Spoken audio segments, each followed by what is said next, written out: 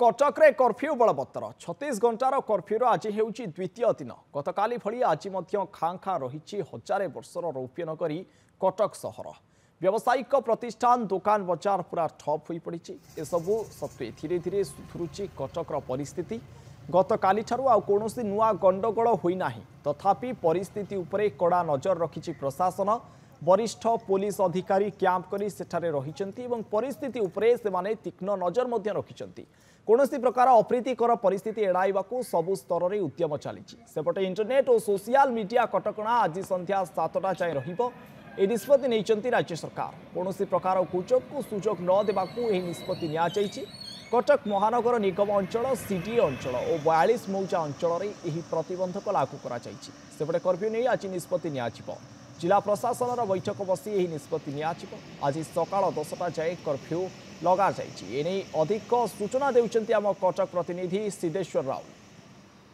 सुनसान कटक सहर एबे भी जारी रही कर्फ्यू 36 घंटिया कर्फ्यू रे आज होची द्वितीय दिन संपूर्ण पुलिस बलय रे रही पूरा कटक सहर एही सबु भितरे संतुलित हेउचंती साधारण जनता रास्ता रे जाउथुबा पथिक आउ कटक बड़ डाक्तरखाना को आसीथिबा रोगी एवं रोगी को संपर्कीय माने तेबे एभली स्थिति रे केमिति अछंती लोके एने आमे अधिक आलोचना करिबा टिके आपण ना परिचय कोड लक्ष्मण जगन्नाथ बल्लभ कोन पई आपण एठी अपेक्षा करचंती आगे मेडिकल अल्ट्रासाउंड करिया पे आज्ञा कार अल्ट्रासाउंड करियो स्त्री रो आज्ञा कोन असुविधा हला एही टिकट कॉलेज ने अल्ट्रासाउंड पर दिन हो करिवे से डॉक्टर आसिन 8टा बजे आसी अपेक्षा करतु आज्ञा एई जो कर्फ्यू लागि की रहिछि आज दिन 10टा पर्यंत कर्फ्यू रहइबो केते असुविधार सम्मुखीन होबा को पड़ो असुविधा बहुत असुविधा काम न जाई पारनु से कर पारनु कोड हली पारनु घर छड़ घर भीतर बाहर पारनु बाहर वाले पुलिस बाड़ौची ए आज्ञा आ कोन कहि जो जरूरी अत्यावश्यक आनी पारनु आलो टाइम टेबल काली पूरा दिन सारा बंद थिला आज को 10टा वाले खोलिबे 5टा 3टा जाके 3टा पर 10टा पर जाना पड़िबा आज्ञा मार्केट खोलुची न खोलुची जाना पड़िबा आपण भाबिथिले कि कटक शहर रे भलिया किछि स्थिति हबनी बोली भाबिथिले हठात दिगरे हेमती हला हठात तो किछि कहि हबनी जणे भूल करला माने समस्त दंड पाइलु ना कटक शहर जणे भूल करला माने समस्त दंड पाइलु ता किछि उपाय नै क्या उपाय करबे सरकार एबे सरकार को पाखरे निवेदन कोन रहइबो केमती यारो समाधान रो सरकार करिवे सरकार समाधान करला पर जा हो लॉकडाउन खुलिबो तासरा आपण ए कागजटी को धरी काई के आछचोंती कागज देखिले से ना जे पुलिस जो बाडेबे कागज न देखिले तो अता लाठी चार्ज करिवे ना मेन तो होचे मेडिकल काम ना जेत असुविधा थिले भी झगड़ा करती हो जाओ कि मेडिकल तो आसिया पड़िबो ना सेही पय आगे नियति भाव आपण जहाँ शुणुले ये जो बाबू जनक रही या आसी जो पत्नी रही डेलीवरी पेसेंट रही से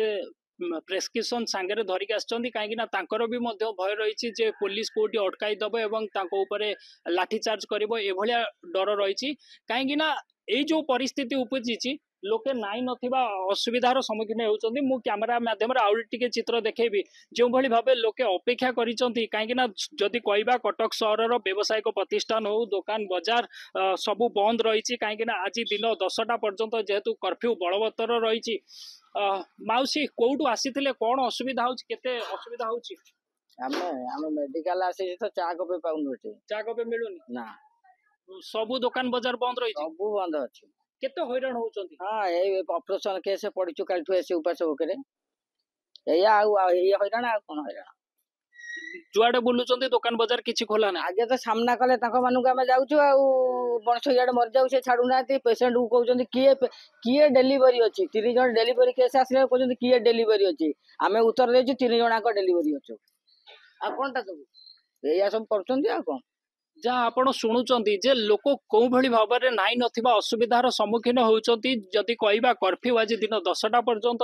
मध्य रहिछि बलवत्तर तेबे किए अत्यावश्यक सामग्री पाई आसी हैरान होउछि तो किए जरूरी काम रे मेडिकल को आसी हैरान होउछि एहरी भितरे देखिबा को बाकी रहिला केबे सुधुरुछि कटक रो स्थिति एवं केबे फेरुछि सेही भाईचारा काहेकि ना कटक जो भाईचारा पाई अक्षुण्ण रहितला केबे फेरुची कटक भाईचारा ता देखा बाकी रहा कटक सिद्धेश्वर राउल नंदीघोष टीवी।